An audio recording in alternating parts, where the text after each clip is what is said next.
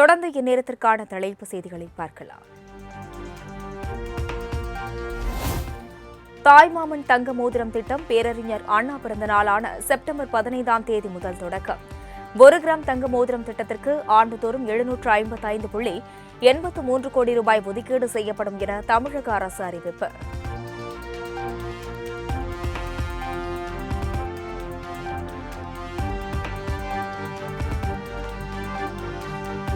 முதலமைச்சர் விஜயின் பிறந்தநாளான ஜூன் 22 முதல் பிறக்கும் குழந்தைகளுக்கு 1 கிராம் தங்க மோதிரம்.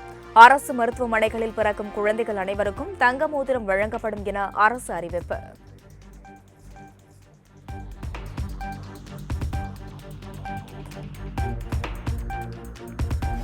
திமுக கூட்டணி தயவால் அல்ல, மக்கள் தயவால் தான் தமிழக வெற்றிக் கழகம் ஆட்சி நடத்துகிறது என முதலமைச்சர் விஜய் ஆவேசம். புதுசா ஒரு வெப்பன் ஒண்ணு கொண்டு வந்திருக்காங்க. அது என்ன தெரியுமா? அவங்க தயவால தான் நம்ம ஆட்சி நடக்குதாம். மக்கள் தயவால இந்த ஆட்சி நடந்துகிட்டு இருக்கு. மனசாட்சி உள்ள சக்திகளோட ஆதரவால இந்த ஆட்சி நடந்துகிட்டு இருக்கு. கூட்டணி கட்சிகளுக்கு அமைச்சரவையில் இடம் கொடுத்தால் ஏன் இவ்வளவு கதறல் என்றும் காட்டம். நாங்க தான் அனுப்பி வச்சோம் அப்படின்றாங்களே. அனுப்பி வச்சவங்களுக்கு மினிஸ்ட்ரியில இடம் கொடுத்தா ஏன் கதறீங்க? ஏன் இவ்வளவு கோபம்?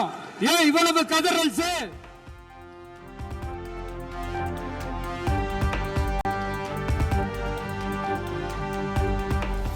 திமுக ஆட்சியில் பட்டியலின மக்களுக்கு எத்தனை அமைச்சர்கள் பதவி கொடுத்தார்கள் என்று முதலமைச்சர் விஜய் கேள்வி.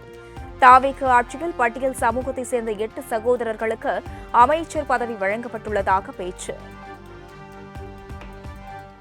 சமூக நீதி அரசுன்னு சொல்றவங்களை பார்த்து கேட்கிறேன், நம்ம பட்டியலின சகோதரர்களுக்கு எத்தனை அமைச்சர் பதவி கொடுத்தீங்கன்னு கொஞ்சம் சொல்ல முடியுமா?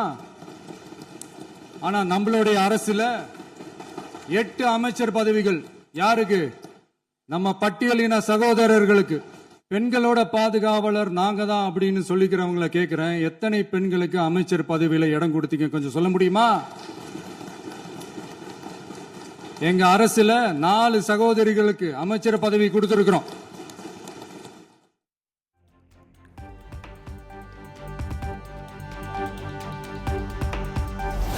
தமிழ்நாட்டில் தமிழ் ஆட்சி மொழி மற்றும் இருமொழி கொள்கை என்பதில் மாற்று கருத்து இல்லை.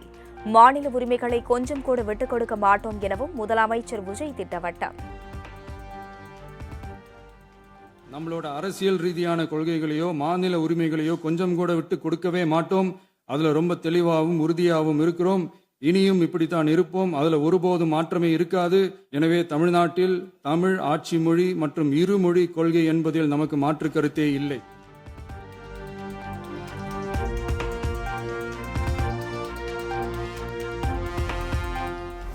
தமிழகம் முழுவதும் பார்ட்டி ஃபண்ட் என்ற பெயரில் அடித்த கொள்ளை இப்போது அரசின் கஜானாவிற்கு கொண்டு செல்வதாக முதல்வர் பேச்சு. பொட்டி பெட்டியா பணத்தை வச்சுக்கிட்டு பெட்டியை வச்சே எல்லாம் செஞ்சுக்கிட்டு போதைப் பொருள் பாதுகாவல் கழக மாடல் அரசாங்கம் செஞ்ச ஒவ்வொரு ஊழலா வெளியில வந்துகிட்டு இருக்கு. டாஸ்மாக்ல அது என்னப்பா அது பேரு? பார்ட்டி ஃபண்ட் கட்சி நிதி அப்படின்ற பேர்ல அடிச்ச கொள்ளையெல்லாம் ஒண்ணா இப்போ கவர்மெண்டோட கஜானாவுக்குள்ள கொண்டு சேர்த்துக்கிட்டே இருக்கிறோம். முதலமைச்சரின் பேச்சுக்கு எதிர்ப்பு தெரிவித்து திமுக உறுப்பினர்கள் கடும் அமளி.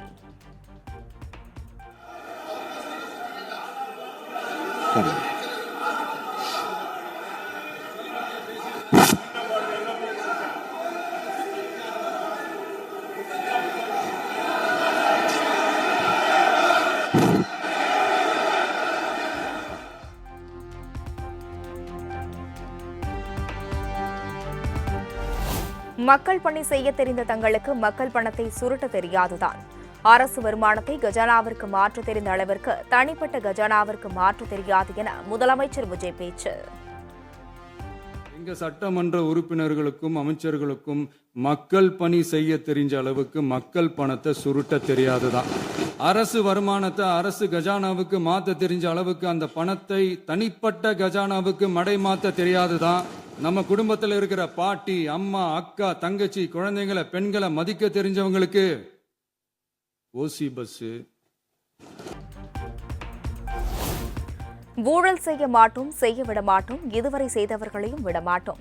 சட்டப்பேரவையில் ரைமிங்காக பேசி முதலமைச்சர் விஜய் ஆவேசம். மக்கள் பணத்திலிருந்து ஒரு பைசா கூட தொடமாட்டோம், தொடவும் விடமாட்டோம், தொட்டா விடமாட்டோம், இதுக்கு முன்னாடி தொட்டவங்களையும் விடமாட்டோம்.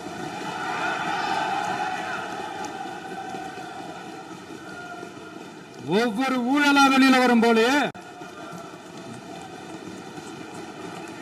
ஒவ்வொரு வேஷமா கலைஞ்சிரும் போலே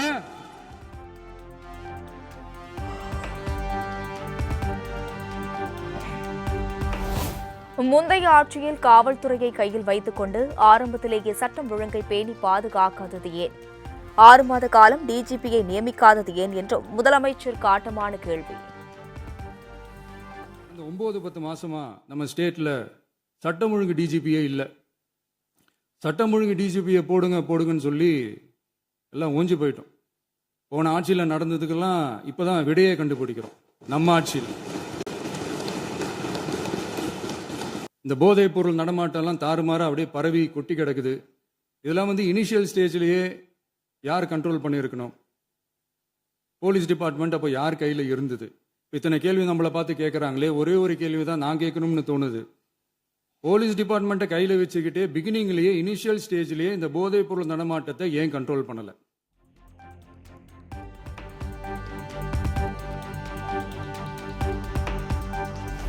ஐந்து நிமிடம் பேசியதற்கே கொளத்தூர் இந்த ஆட்டம் ஆடிவிட்டது. பின் பேசு என்றால் என்ன பேசுவது என முதல்வர் விஜய் கேள்வி. 5 நிமிஷம் பேசுனதுக்கே கொளத்தூர் இந்த ஆட்டம் ஆடிச்சு. பேசுனா அப்புறம் என்ன பண்றது? அப்பாவை காணும் என்ற குட்டி ஸ்டோரி சொல்லி கொளத்தூரில் மு.க.ஸ்டாலின் தோற்றதையும் விமர்சித்தார். ஒரு ஊர்ல ஒரு பெரியவர் வெயில் ரொம்ப ஜாஸ்தியா இருக்குன்னு சொல்லிட்டு கண்ணுக்கு மேல கை வச்சுக்கிட்டு இப்படி சுத்தி முத்தி தேடிக்கிட்டு இருந்தாராம். அப்ப கூட இருந்த ஒரு சின்ன பையன், என்ன தேடுறீங்க அப்படின்னு கேட்டானா. அதுக்கு அந்த பெரியவர் சொன்னாரா, அது ஒண்ணு இல்ல தம்பி, உங்க அப்பா இங்கதான் இருப்பாருன்னு சொன்னாங்க, அதான் தேடிக்கிட்டு இருக்கேன். எங்க உங்க அப்பாவையா காணோம்? எங்களுக்கும் நக்கலா நையாண்டியா சம்பந்தம் இல்லாத குட்டி கதை இதெல்லாம் எங்களுக்கும் பேச தெரியும்.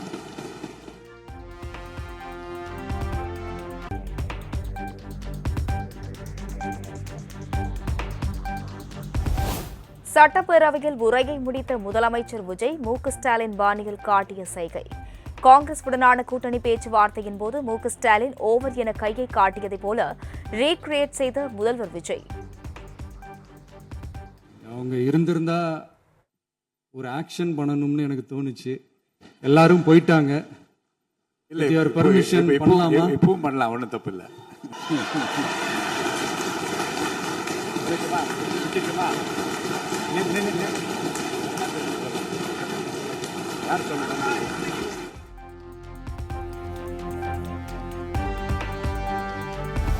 சட்டமன்றத்தை முதலமைச்சர் ஷூட்டிங் ஸ்பாட்டாக மாறிவிட்டதாக எதிர்க்கட்சித் தலைவர் உதயநிதி குற்றச்சாட்டு. ஸ்கிரிப்டை பேசி முடிக்கும் வரை யாரும் கட் சொல்லக்கூடாது எனவும் விமர்சனம். அந்த ஸ்கிரிப்டை அவர் பேசி முடிக்கிற வரைக்கும் நான் யாருக்கும் பதில் சொல்ல மாட்டேன் அப்படிங்கிற தோணியில் அந்த டைலாக், அந்த ஃபுல் டைலாக், அந்த சீனோட டைலாக் பேசி முடிக்கிற வரைக்கும் யாரும் கட் சொல்லக்கூடாது அப்படிங்கிற மைண்ட் செட்லேயே ஒரு ஷூட்டிங் போனால் எப்படி இருப்பாரோ அதே மாதிரி இன்றைக்கி சட்டமன்றத்தை ஒரு ஷூட்டிங் ஸ்பாட்டாக அவர் இன்றைக்கி மாற்றி காட்டியிருக்கிறாரு.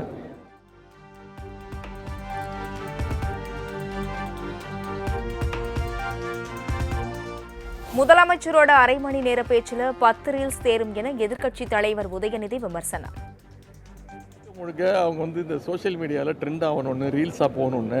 இன்றைக்கி முதலமைச்சரோட பேச்சை நீங்கள் எடுத்து பார்த்தீங்கன்னா கிட்டத்தட்ட ஒரு அரை மணி நேரம் பேசியிருக்காருன்னா அதில் ஒரு 10 ரீல் தேரும். பிளான் பண்ணி தான் பண்ணுறாங்க. இது ஃபுல்லாக ஸ்கிரிப்டடாக தான் இருக்குது. சட்டப்பேரவையில் விரைவில் ஐட்டம் சாங் எல்லாம் போடப்படும் என நினைப்பதாக சர்ச்சை பேச்சு.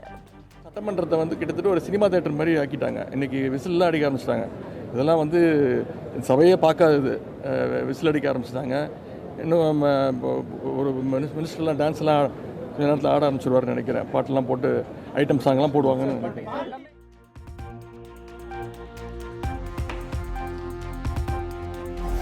பயிர்க்கடன் தள்ளுபடி தொடர்பாக எதிர்க்கட்சிகளின் தூண்டுதலால் விவசாயிகள் போராட்டம் என முதல்வர் விஜய் குற்றச்சாட்டு.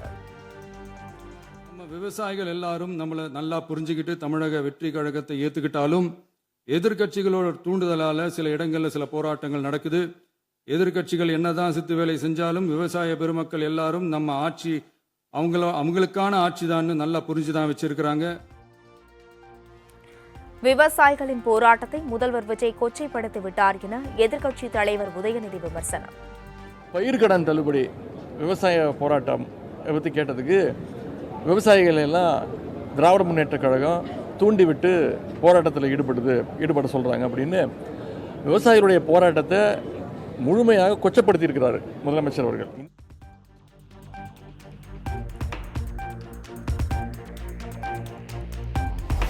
சட்டமன்றத்தில் முதல்வர் மரபோடு நடந்து கொள்ள வேண்டும் என பாஜக மாநில தலைவர் நயினார் நாகேந்திரன் வலியுறுத்தல்.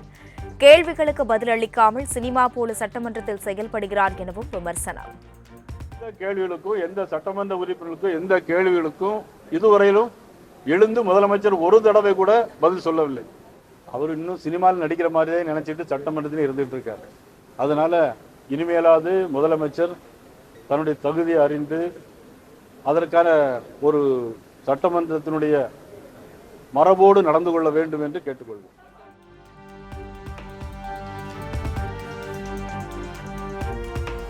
பார்ட்டி ஃபண்ட் தொடர்பாக கண்டிப்பாக வழக்கு தொடுக்கப்படும். மின்சாரத்துறை அமைச்சர் நிர்மல்குமார் திட்டவட்டம். பார்ட்டி ஃபண்டுன்னு சொன்னாங்க. பொது தளத்தில் 2 நாட்களுக்கு முன்னாடி பள்ளி கல்வித்துறை சம்பந்தமாக 400 கோடி பார்ட்டி ஃபண்ட் எல்லா உங்களுடைய அனைத்து ஊடகங்களும் பதிவு செஞ்சீங்களா இல்லையா? அந்த பார்ட்டி ஃபண்ட் யாருக்கு போச்சு? வழக்கு தொடுக்கப்படும். வழக்கு கண்டிப்பாக தொடுக்கப்படும். அது மாதிரி பார்ட்டி ஃபண்ட் போச்சுல.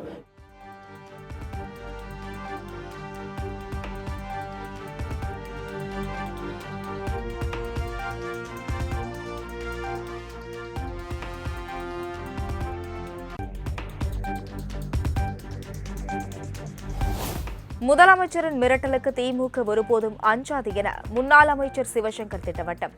ஊழல் வழக்குகள் உட்பட எதையும் சந்திக்க தயார் எனவும் அறிவாலயத்தில் பேட்டி.